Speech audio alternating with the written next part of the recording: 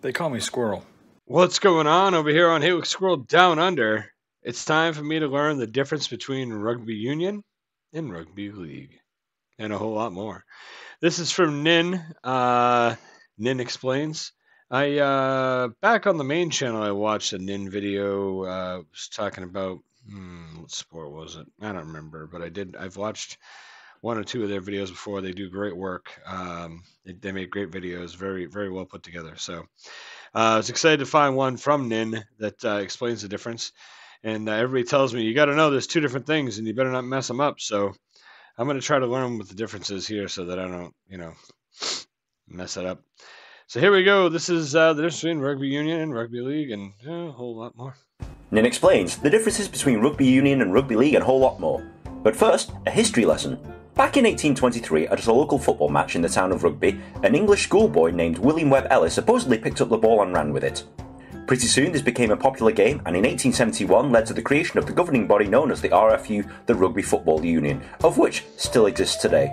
That's nice and all, but why are there two different kinds? Back then, there were two different kinds of players. Firstly, there were the amateurs. These were public schoolboys or people rich enough to play the game for free and who didn't need to be paid. Secondly, there were the professionals. These are the people who were so poor that they needed to be paid to play a child's game because they couldn't afford time off work. Nowadays, being a professional sportsman is quite a good job, but back then it was seen as worse than prostitution. Professionals were usually from the north of England, usually from Lancashire and Yorkshire. Pretty soon though, they realised that being paid money to play a game wasn't such a bad idea and started forming fully professional teams. The RFU, not happy that these northern professionals were beating the southern amateurs at their own game and being paid quite well for it, decided to ban professionals, ban professional sports teams, and anyone playing professionals or professional sports teams. The professionals, not liking this, set up their own league in 1895 and called themselves the Northern Rugby Football Union, later to be named Rugby League, whilst the RFU named their sport Rugby Union. These two sports have been separate ever since 1895, and to this day you'll find most of the professional rugby league teams in the north of England and most of the professional rugby union teams located in the south. Okay, so what is the difference?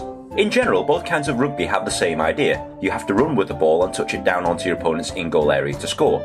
You can pass the ball sideways or backwards, but not forwards. The opponents have to stop you by grabbing the ball carrier and pulling him to the floor.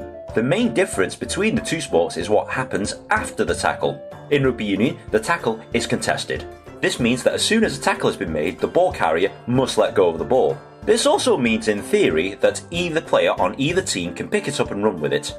This is known as the ruck, and it looks like a giant mess of bodies pushing each other and lying around on the floor a bit, and it is, sort of. In rugby league, however, the tackle is uncontested.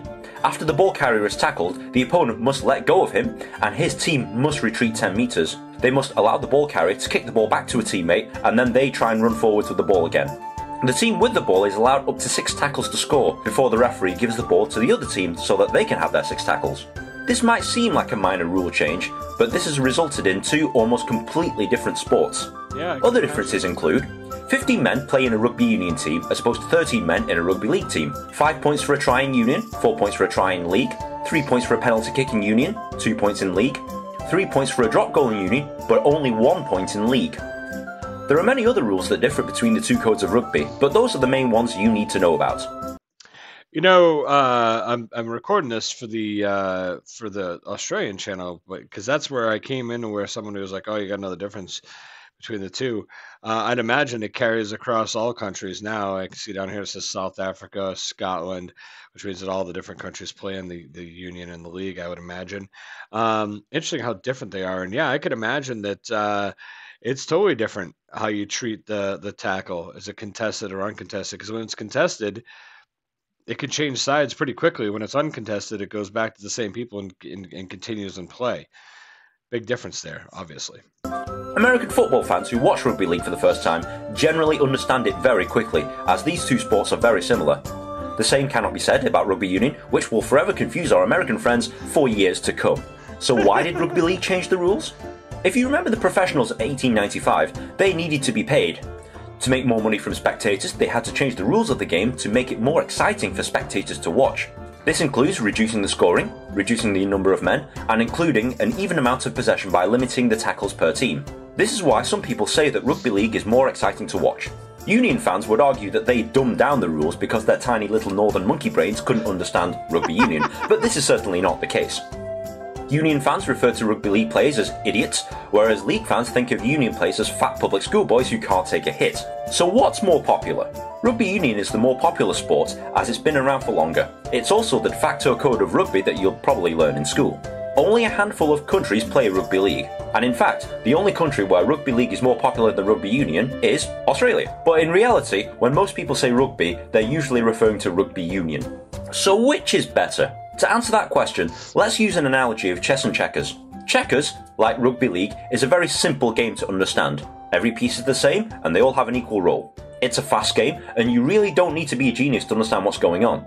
Chess, like rugby union, is an infinitely more complicated game to understand. Some pieces are different than others and perform different roles. It's a much slower game, and it's all about strategy and tactics.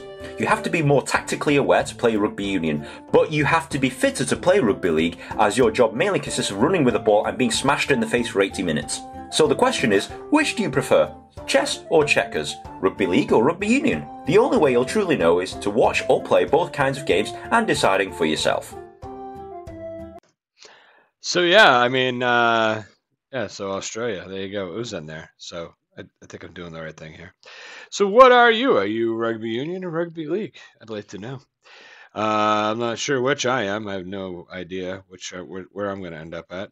I'm going to watch a little of both, I think, and then I'll maybe make that decision someday, and maybe I'll just keep my mouth shut about it. But let me know in the comments down below. You rugby union, or are you rugby league? I definitely understand the difference between the two now. That was very well explained. Nin's pretty awesome. So I'll make sure I put a link to Nin's channel down below so that you can check out Nin if you want. Great content over there. I appreciate you watching, and thank you so much for always supporting me over here on Look Squirrel Down Under. You guys have been amazing to me, and I appreciate each and every one of you. So thank you for that. I'm out. I gotta go. I mean, I don't have to go, but it's like really late at night, and eventually I should, start editing and then go to bed. Or I don't even know. Does anybody know? Scroll out.